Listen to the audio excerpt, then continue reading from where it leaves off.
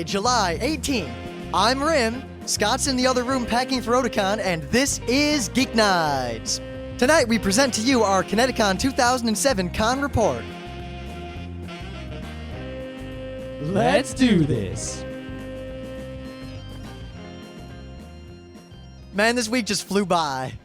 Well, you only work 3 days. Those are 3 quick days. Especially when it's not just, I'm working 3 days, then I get a long weekend. It's I'm working 3 days, and then I'm taking a long weekend, and then I'm taking a week and another weekend. Yeah, I'm basically taking 7 work days off starting tomorrow. So that's a total of 7, 8, and 10. 8, 11, a lot of days. 11 days of no working. And, that's going to reset the old machine. I think I'll be feeling mighty good when we get back. Or mighty tired from vacationing and needing another vacation. Nah, because our vacations in Wildwood typically are actually relaxing. I know. It just, a lot of people, especially typical U.S. stereotypical families. They leave on Friday night, they get back Sunday night, they go to work on Monday. Yep. And they do stuff the whole time they're out. And they run around doing touristy crap that tires them out, and then they don't actually relax or rewind or unwind or anything. So, yeah, Otakon this weekend. Nice. Yep. Well, I don't really have any news about it. We already talked about what panels we're doing. The only thing I really want to point out is that apparently Gerald over at Anime World Order has a far lower opinion of himself than we do of him. So I have to retract my statement that he's going to do something awesome at the end of the panel. It turns out he's going to do something really, really lame and boring. Oh, well, I guess that means he's just gonna show up and be his usual self. He's gonna talk like Sam the Eagle for maybe a half hour and then leave. Now, apparently he was just concerned that I was pimping up like his final segment for the Gekiga panel, and he's worried that I was gonna raise the expectations too high. So, don't expect so much. Because I'm sure such a high percentage of the people that are gonna be there listen to this show, and they're all expecting something big. In fact, I almost feel like we should kick anyone out who already listens to us. Yeah. Because you already hear this stuff. You already know half of it. Yeah. This is going to be mostly entertainment for the hentai plebeians out there. All right. So, I actually, believe it or not, have an underwear pervert news. Amazing Spider-Man is pretty much the Spider-Man comic. I mean, I'm always complaining about how there are other Spider-Man comics like Spectacular Spider-Man and Friendly Neighborhood Spider-Man, even though that one's not so bad. And I guess there's some other ones, I don't know. A Web of Spider-Man. I don't think they make Web of Spider-Man anymore. I think Batman's really the only underwear pervert I like. Yeah. And even then, I don't like most Batman. Yeah. But anyway, Marvel is doing one smart thing. This is why this is such big news. Ready?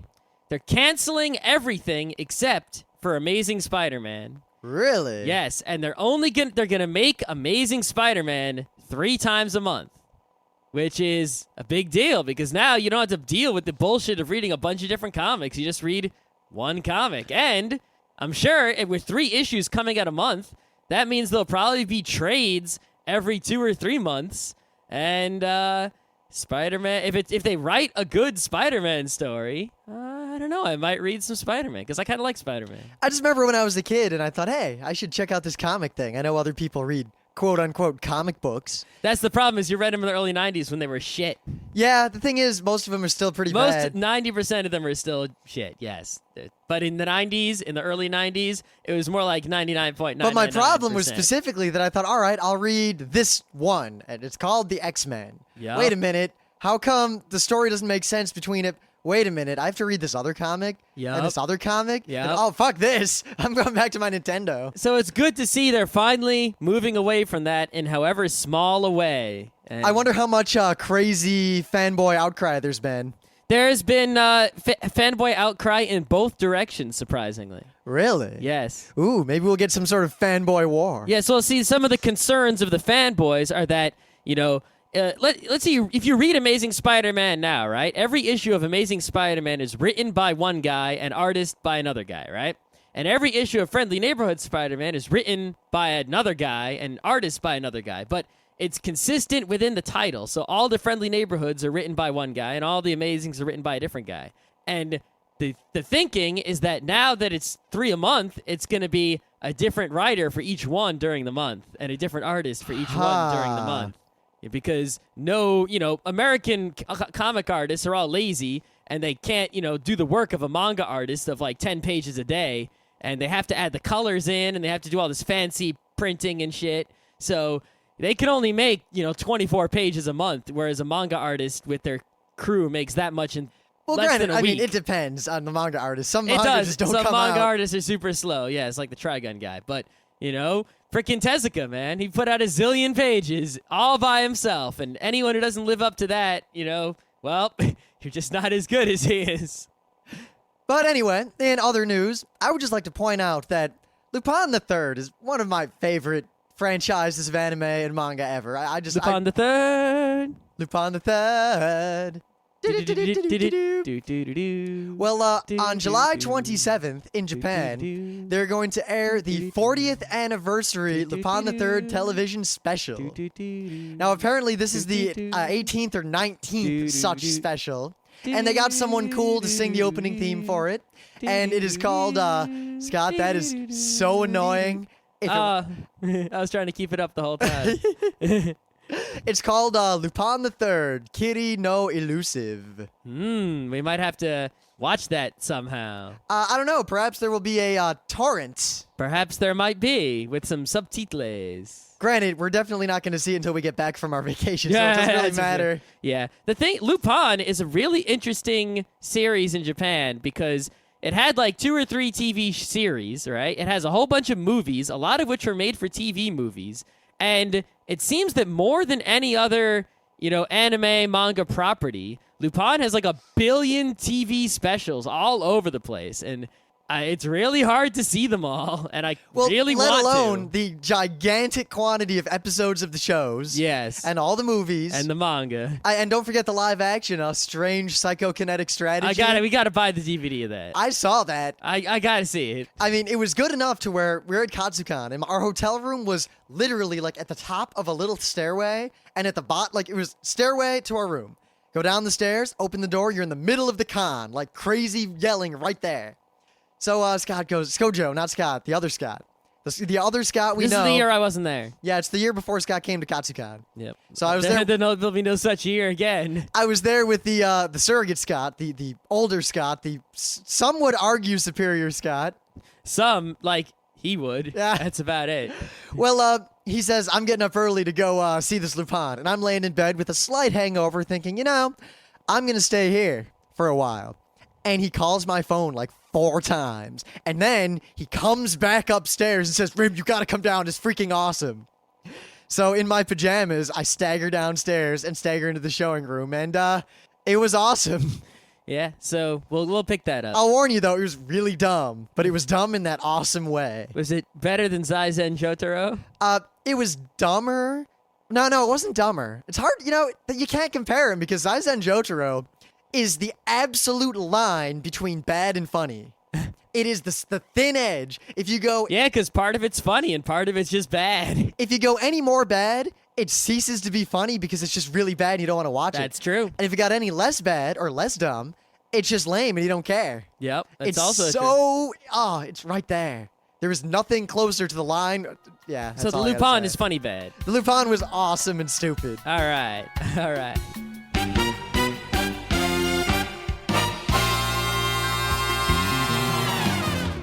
Thing of the day. Rim didn't want to bother with the thing of the day. Well, I could have done like there's a ghost riding old grandma. and Oh, all that's that. a good one. You should have done that. No, Do I'm it. saving that for a Monday. All right. Because it has Ghost wider ride the whip. technological Ghost ride the whip. and techno-society ramifications. I want to talk about the socio-political impacts of such. All right. Well, my thing of the day is pretty simple.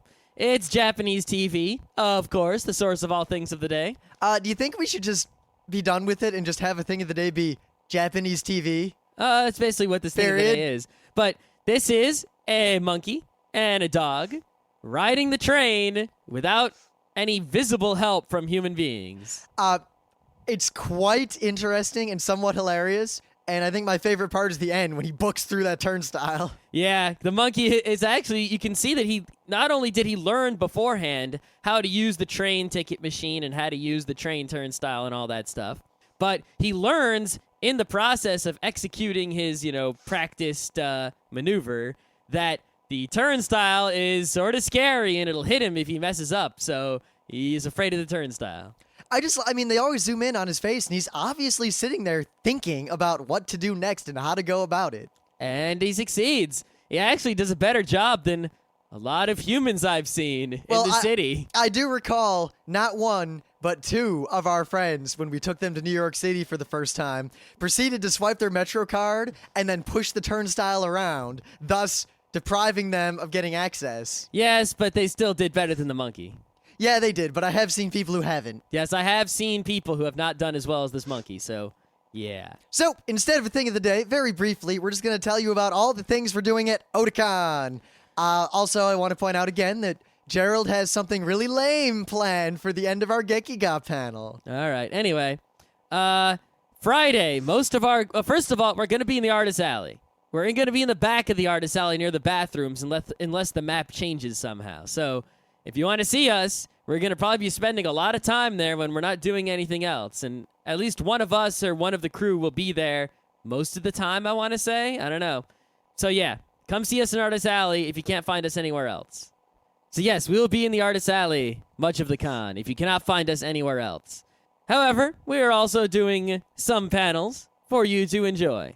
First of all, I want to say there's going to be an OC Remix panel pretty much like at the start of the convention. It was pretty hot last year. I highly recommend it.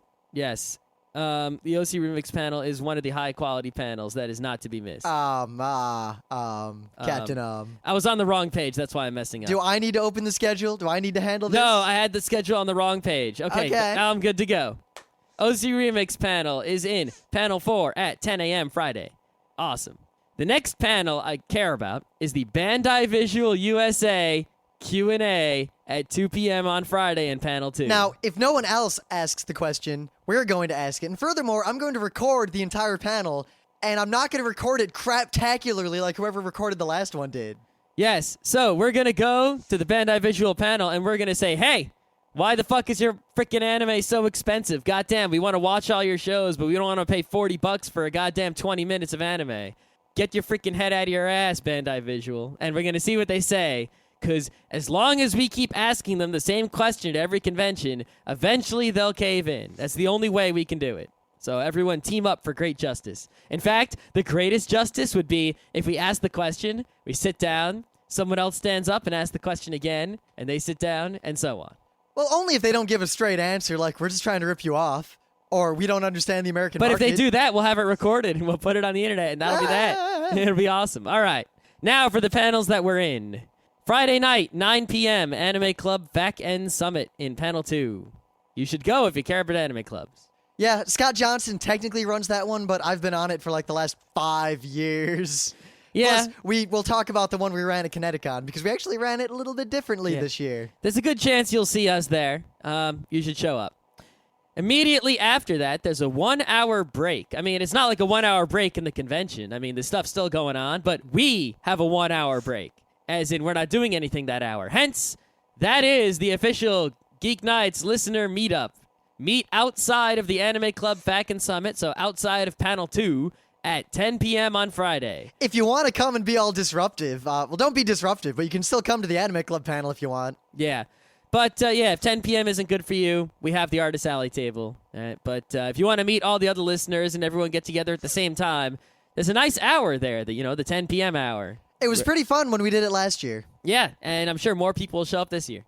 Immediately after our non-official Geeknights listener meetup at 10 p.m. on Friday, at 11 p.m. on Friday, is the Podcasters Roundtable panel, also in Panel 2. Yep, I think we're going to be there, the Ninja Consultants, Dave and Joel, a few other people. Yeah, I heard that Dave and Joel aren't getting there till like Friday night. I don't know what's with them and showing up to conventions late. I don't know. Or getting kicked out of hotel rooms. Yeah, but that's sure to be a pretty cool panel. We'll arrange something cool to talk about and entertaining, and at the very least, you'll get to see a bunch of podcasters all at once and hear all of us talk about things and ask us all questions. And of course, Dave and Joel, just because I'm mentioning them, you might want to listen to our Wednesday night show next week because they are the guest hosts of Geeknights. Yes, it's quite awesome. Yes, I've already listened to it twice. It's AA+.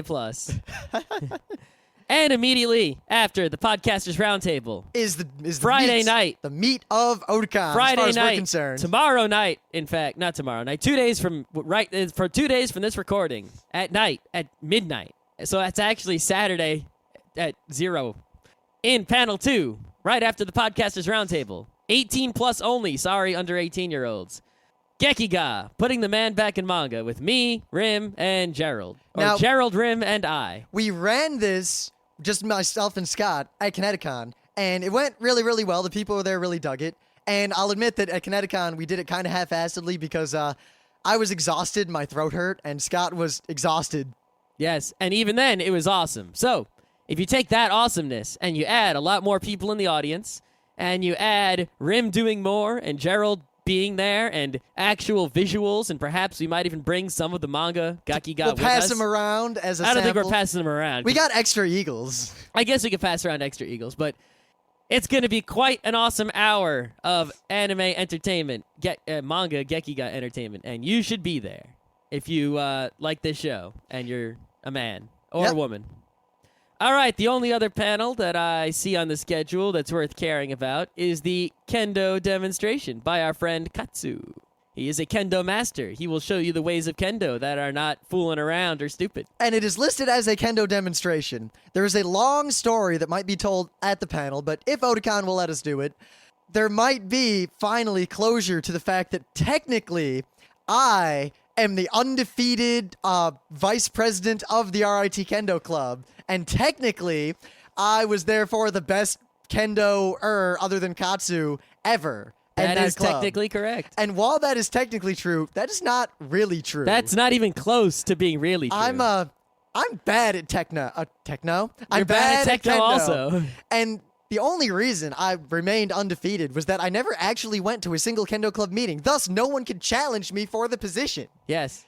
So, Katsu has had a grudge since then. if you want to see this Kendo demonstration, it will be at 2:30 p.m. on Saturday in Panel 1 at Otakon 2007. Other than that, yeah, not much else we're doing. There's some things I'm probably going to be interested in going to see.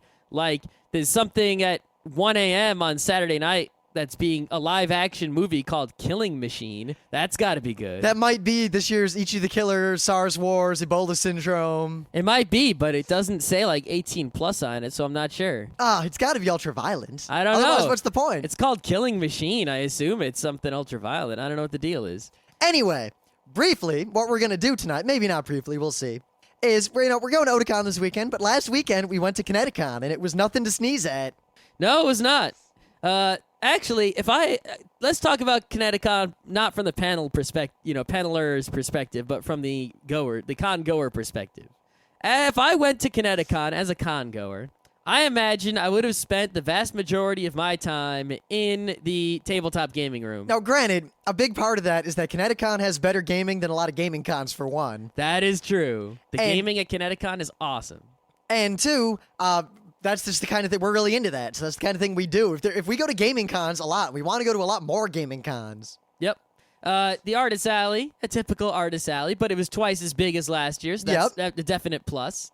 The dealer's room, actually pretty high quality. A lot of the same dealers as last year. We bought $80 worth of manga. Well, $80 of manga from the buy one get three free Comicopia table. Yes, Comicopia, quite awesome with the cheap old manga. We pulled a Scott Johnson. You should see we walked away from that table with more manga than we could easily carry. I bought these Astro Boy figures, and I'm pretty much done buying figures, but they were $1. $1. That means like. Other figures are like $8 each, and these were $1. Of course, the dealer selling them was actually the anime store that's down the road from us, but that's fine. Yeah. And also, our friend Luke, who runs Hammer Girl, the anime store, was there, so we got to hang out with them. Yep. Haven't seen him in a while. He had Offered by Kazuo Koike, so I bought that from them. Of course. Of course. No one else had that.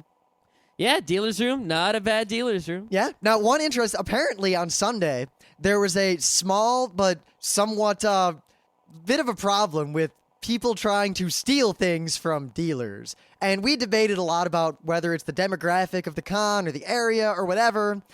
And then we discovered that the dude who was arrested might have been a professional shoplifter or just an idiot. But the rest of them might have all been punk kids from the same summer camp that seems to dump all of its kids at Connecticon every year on Sunday. Yeah, I think some of the biggest shoplifters at something like this, little kids at summer camp, they don't have money.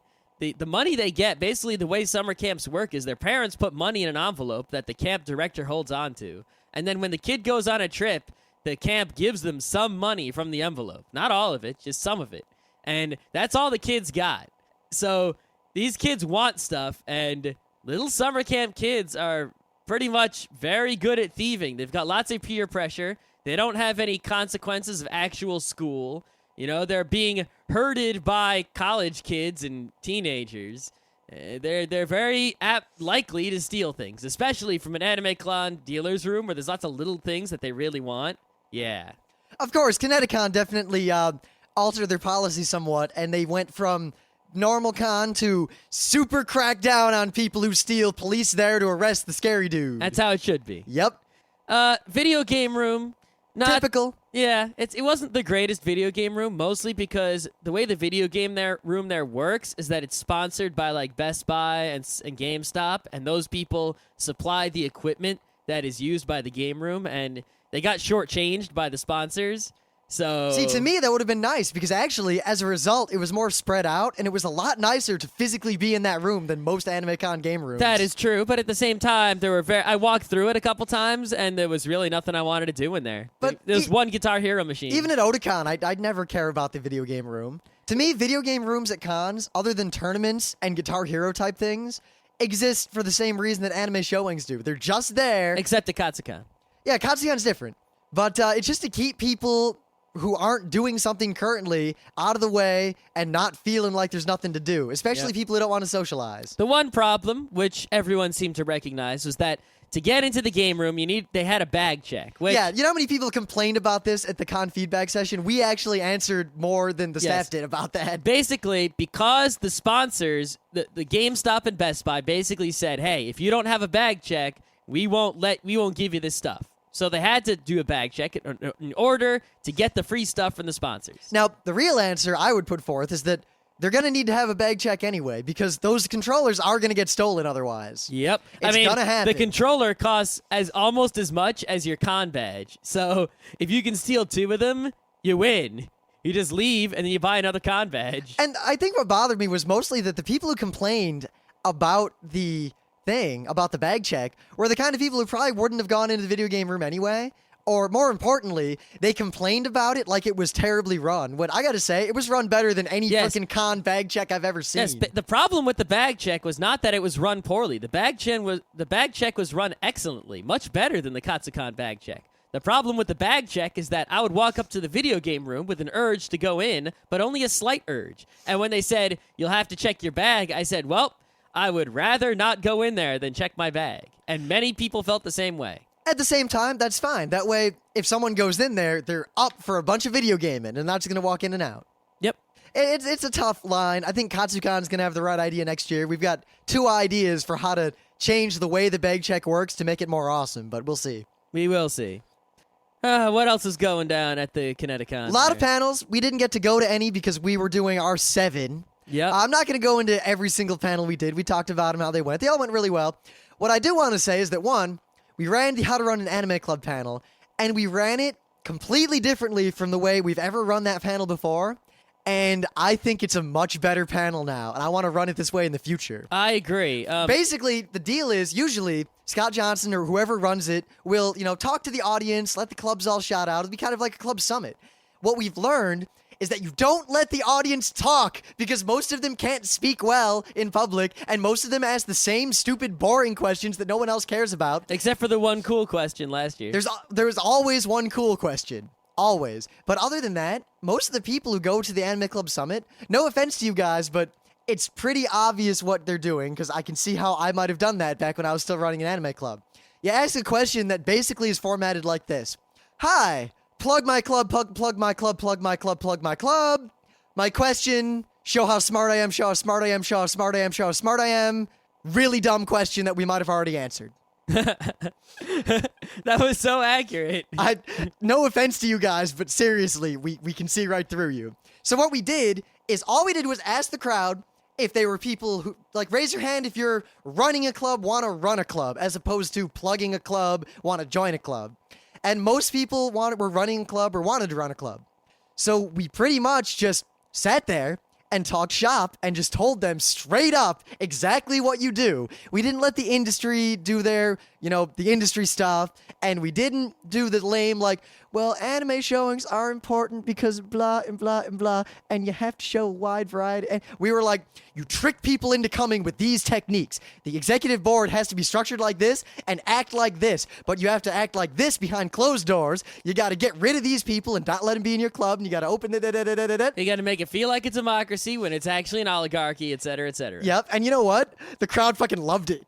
I gotta say. Yeah, it was our first panel. It was well attended, and the people seemed to enjoy it. People actually lined up outside to get into it. I was somewhat surprised by that. Oh wow, yeah. Most of the people stayed for our immediately following panel, a podcasting panel, which not the greatest podcasting panel we ever done. Well, partly because it was weird. There was an audience, and almost everyone in the audience already knew about podcasts, so they didn't really want to hear about how, to listen to one like we usually do with these things. And they weren't podcasters, except one girl was, and I think Scott has the relevant quote from her, which I think was great. I just want to say, she was the only podcaster in the audience. So everyone else, we asked them, so what did you come here for? What do you want us to say? And none of them knew. So we just kind of explained all the things we thought that are interesting about podcasting, and it went pretty well. It was okay, but I think our Otakon podcasting panel from last year was far superior. Yes. Well, the larger crowd helped a lot, and the bigger room, and the fact that people didn't know about podcasting, so we had things to say. Yeah, I think what we should start doing is maybe we need to start making a panel like Secrets of the Podcasters or something like that. That'd be more like a workshop at a big, like a trade con. No, not secrets like that. Secrets like, yeah, we say this, we mean that. The same thing we do. The same thing we do at the Anime Club Summit. Like we could do a whole demo on like, all right, try to tell what is Rim really laughing and what is Rim radio laughing. All right. Started out fake, became real. All right. Yeah, that could be pretty good. But there was a girl in the audience who is trying to get into podcasting. She just started, and apparently she blogged about us after the fact. Yeah, and, I found her blog by a referral link, and I think she said that we were lovably harsh about the realities of podcasting. And we really were. We sat there and we basically said what we always say to you guys, which was, most podcasts, like most things, suck. It is not easy to make a podcast, contrary to what Apple and the internet want to say. If you just plug a microphone in and talk, it's going to sound like Animal Crossing and other games. Or possibly Anime Pulse. Oh. I had to get a dig in because people in our forums just won't let the Anime Pulse thing go. Really? They keep should posting we start about bashing somebody else? I think we should, because I don't know. It's because I've got a real hankering to bash someone. Well, I don't know, because I don't know who deserves bashing. Because Anime Pulse deserved it mostly in a jocular way, and it was kind of friendly bashing. I don't know what would happen if we seriously bash someone. Yeah, maybe I'll wait it out. After Otakon, you might hear me seriously bash another podcast. Like, I'll actually just come out and say, they suck and I hate them. Do you have a podcast in mind? Or you Of course I have a podcast in mind. I think I know which one you're thinking about. You definitely know which podcast I'm talking about. Yeah, I know. I do know exactly which one you're talking about. And I have opinions about that show. You agree, though. I do agree. There you go. And here's the thing. With Anime Pulse, like, it's all in good fun because our stance on podcasting is still, you're creating content that already makes you better than most people. You're kings among men. But at the same time, at least Anime Pulse tries, and the Ichigo actually emailed me afterward, and I gave him some hints, and he's a cool guy. It's not... But this other podcast, I'm not going to get into it. No. Now all our friend podcasters are probably thinking, crap, is it us? I don't know. Who are they talking about? Well, you can all stay in suspense. Yeah, obviously it's not Dave and Joel's Fast Crime for the Gentlemen because they're like my favorite podcast. Yeah. And it's not Anime 12 Byzantine Emperors because it's the best podcast. And it's not Anime World Order because while we fight with them pretty much all the time, we are friends with them. Yeah. Even though I think Clarissa actually does hate Scott. Oh, that's their problem. Well, that's her problem. Yeah, I guess. Or your problem. It's not it my depends problem. on if she's that's armed. for sure. She might be armed.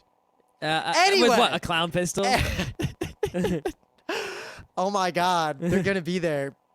There might be clown pistols. No, Daryl's not gonna be there. Oh yeah, but We Gerald. should tell Gerald to bring us something. How's he gonna get him there? I can just picture. Yeah, he's gonna be on an airplane. Yeah. I can just pick. What we need to do someday. I want to see Daryl Surratt at an anime con just open up like Il Duce. With 6 clown Was it one guy with 6 clown pistols? Il Duque. But that's just stupid. Yeah, the Duke. All right. Okay. So I'll just skip. what else do we do at Connecticon? Let's skip to our big thing. You see, the story is we told Connecticon we can run 2 game shows for you, but one of them is going to be a beta test. And Brianna, who is pretty cool, said, all right, you can run your 2. And we said, hey, we need celebrity guests. And we got an email right before the con saying, you've got celebrity guests. We're good to go. Now, we're sitting there, right? And we get to Connecticon. We have our itinerary, which tells us where to go at what times, where our events are, and all the guests have similar itineraries that tell them where to go at what times. And we're sitting there, and it's time for our anime match game where we need our celebrity guests. And we haven't been told who the celebrity guests are, or even if they're actually coming. So we go find a person in the staff where we can ask. Who's a and- guest first? The guy who handles guests, the guy we know. Now, what actually happened was he misunderstood our question and thought we were asking about something else. Yep. So what he basically said was, no, just go round up some webcomic guests, to which we said, ah, shit. So we ran around the con, and we got a nom from Apple Geeks, and we got Ido from Fallen. Who we were going to get anyway. Yeah, and we asked Luke from Hammer Girl, and we asked Mookie, and we pretty much went around trying to grab people, and we think we're all set. We got our friends Corbin and Wyatt to be the Peanut Gallery. Yep. And it was going to be all good. So we're sitting there, and we're like, all right, we can do this. Are we ready? Are we ready? And meanwhile, while we're sitting in the room going, are we ready? Are we ready? I go outside and discover that there's a line wrapping all the way around the artist alley trying to get into our event. Alrighty. So, all right, pressure's on. And then the door opens. There's no pressure because the anime match game cannot fail. It is a guaranteed recipe for awesome, no matter what you do. We could have had 6 random people from the audience up there, and it still would have been awesome. So, the door opens, and pretty much all the guests of honor from the con walk in. So we had, I'm just going to go in order on the website. We had Vic, a.k.a. Edward Elric from Full Metal Alchemist, the dub. That dude, all I gotta say about this guy is that he makes the fangirls scream, as do many voice actors, but he does it on purpose. Like, he's just doing everything he possibly can to make them scream as much as he can. And while it's kind of cool, A it's noble also endeavor. kind of not cool. I find it great because you could just have a panel. I'd love to see this. Where There were like 3 of those panels. At you the could have time. a panel where he just sat there and there was a spotlight. And periodically, he smiles. He waits till they die down. He smiles. I believe Emily coined the term tea kettling. It is. I don't think she coined that. I think she got it from someone else. I think she coined it. Did she? Yeah. I'm not sure because I've heard it elsewhere. I heard it from her first. Oh, I did hear it from her first. So we'll Trying to deny her credit. I'm not, but let's let's pretend that she coined it until Nah. proven otherwise. We had Daniel Kevin Harrison, who he voice acted in a bunch of stuff, but most importantly, he was in KO Century Beast, which makes him automatically awesome. That is true. And honestly, we set it up where Vic was in the middle of the panel, of the celebrity panel. And on one end, we had the one guy who I'll talk about last because I got to talk about him. And then on the other end, we had Daniel Kevin Harrison. And the two of them together were like the anchors of the panel. And it was like crazy guy, straight man, and it was just perfect. Yep. Like I just want to say, I couldn't have asked for a better panel of celebrity guests. Mm-hmm. So then we had Caitlin Glass, who is a voice actress in a million things. She was Winry from Full Metal Alchemist. The sardonic, biting humor that came from her lips was classic. Yeah. It was funny where sometimes she'd make a kind of biting answer, and for a second I'd think, is she serious or is this just a joke? You know what? I don't care because everyone's laughing. Yeah. But it was great. Sometimes she'd be like something actually silly or something actually serious, and sometimes she'd just be like Narutards, and I'd be like, wow, she really doesn't like the Narutards. I don't. But you know what? I don't either. Me So, either. But she was just like Narutards. We had Ananth from Apple Geeks, Yep. who's been on this before. We like him. Mm-hmm. We had Ido from Fallen, who's a very good friend of ours. And I think she's actually like from being on our match game, she's become a pro. Yeah, it's funny. We'll read the question, and she knows exactly what answer is the funny answer we were expecting someone to give, and she just writes it down. Yep.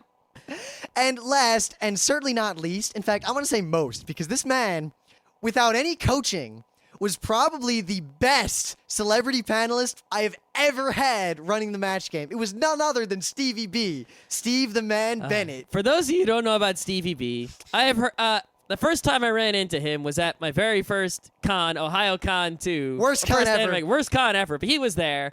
And the general impression I had of him at that point was that he was a sleazy dude, kind of scary, definitely hip with the fans, definitely had the skills of an animator. I mean, he animated stuff in Japan. Yep. That is no lie. The thing is, all of this came to us secondhand from semi-random people. Yep, and I think some of it still might be true. He likes him, the cat girls. He does seem like the kind of guy who's probably has done or does do some sort of sleazy kind of stuff. I don't know what you mean by sleazy. Well, because by that token, we could also accuse certain other podcasters of the same. Oh, yeah, they're guilty too.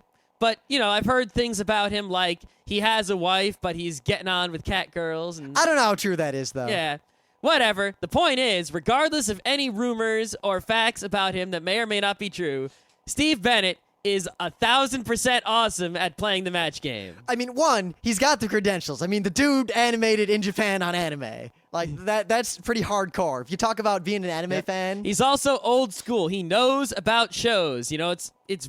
People on the match game, often their biggest problem is they just don't have the breadth of anime knowledge to come up with an answer. That's why I think a lot of our answers were always FMA, Naruto, something, Bleach, something, But he was the one who would come up with the old school hilarious answer, and he basically, usually... Yeah, we were like, who's the sexiest man in anime? And he's like, Crayon Shin-chan.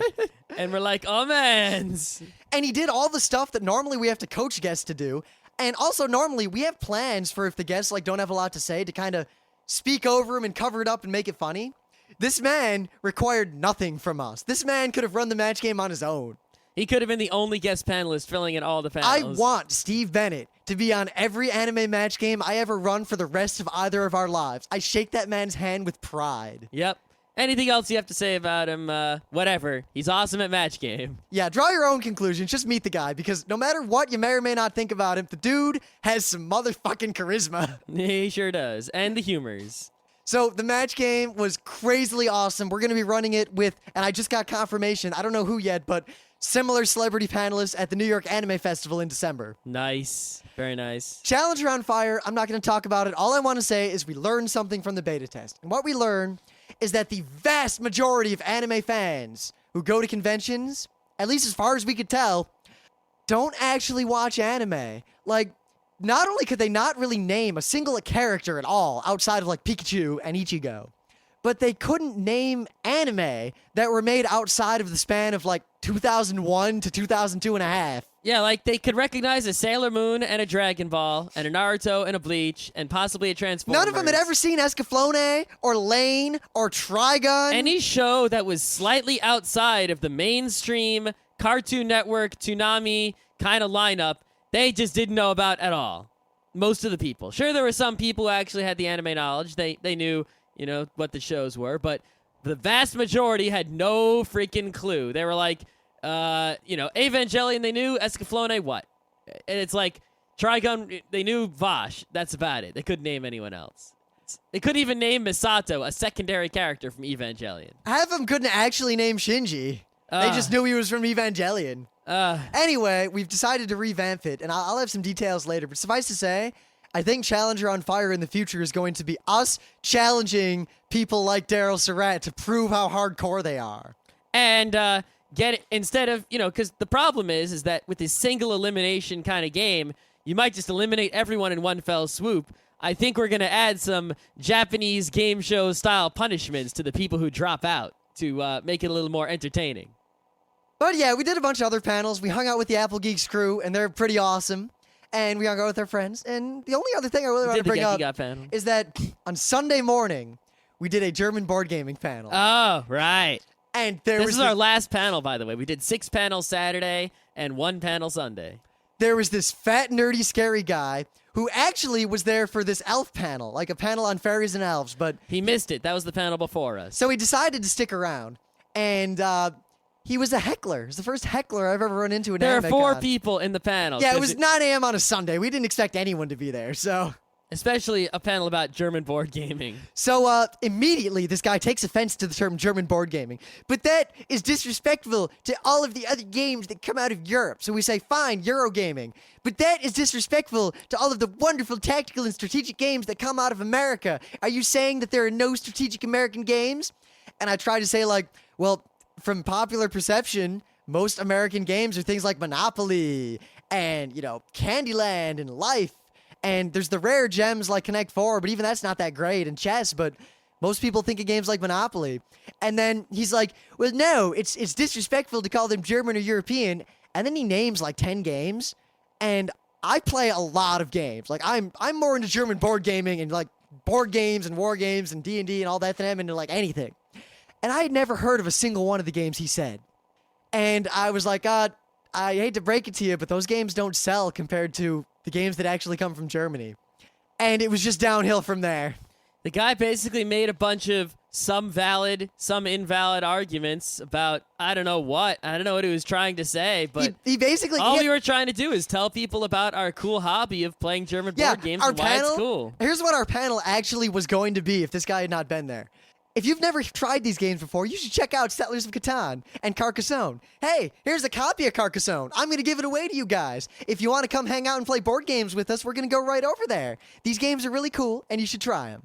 But, no, we had Captain McFarty Pants, and the thing is, there's this girl with him. And the whole time, like, he argued over every statement either of us made. And meanwhile, the girl is sitting there, kind of glaring at him like, come on, let's just go. Let's just go. I have better things to do than watch you argue with two guys at an anime con over nothing. Yeah. He eventually left. I wonder how guys like that get a girl in the first place. Maybe she was his sister or something. Maybe. I have no idea. And other than that, Connecticon was pretty awesome. The con feedback session made me realize something that I guess I've known. It's a truth that I've known for a long time, but I finally noticed it. Go to a con feedback session, and I want to see if you notice the same thing. The vast majority of the complaints made, like 90%, are always from cosplayers about the cosplay and the masquerade. That is true. And no one complains about anything I else. have never been to a con feedback session where less than 50% of the complaints were something other. You get my point. I'm not saying they're legitimate or Cosplayers not. complaining about the cosplay accounts for more than half the complaints at every con feedback I'm session not I've saying ever their been to. complaints may or may not be legitimate. All I'm saying is that they are the squeakiest wheel. And either cosplays have problems or cosplayers have problems. Or both. But something, I don't know what to do about it. I just want to point that out because it's always like someone complains about the bag check at the video game room, which is always coming up. And then they complain about the video game tournaments being disorganized, which But now is usually true. But these people are complaining like the stage didn't have enough room on it, or there were wires on the stage, Or they had to we wait in didn't have line. time to like examine the stage, or we didn't get the dimensions of the stage beforehand, and I'm like, what the hell are you complaining about? I don't see the problem. Well, here. see, I couldn't tell if they were legitimate or not, but every single con has the same thing, so something's up. Something Other than that, is though, up.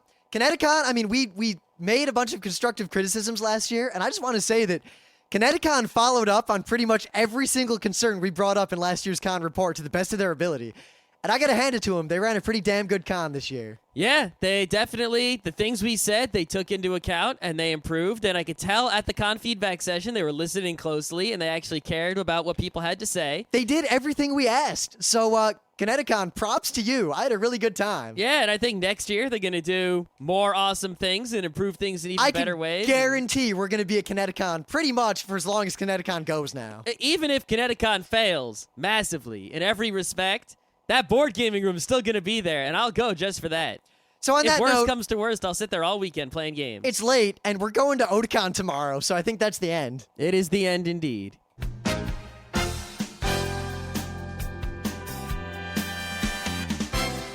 This has been Geeknights with Rim and Scott. Special thanks to DJ Pretzel for the opening music.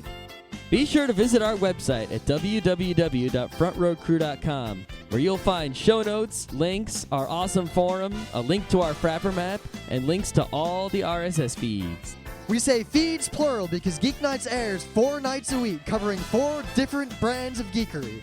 Mondays are science and technology. Tuesdays, we have video games, board games, and RPGs. Wednesdays are anime, manga, comic nights. And Thursdays are the catch-alls for various rants and tomfoolery. You can send us feedback by email to geeknights@frontrowcrew.com. Or you can send audio feedback via audio. Just click the link that says Send Me an Audio on the right side of our website. If you like what you hear, you can catch the last 100 episodes in iTunes or in your favorite podcatcher. For the complete archives, visit the website, which has everything.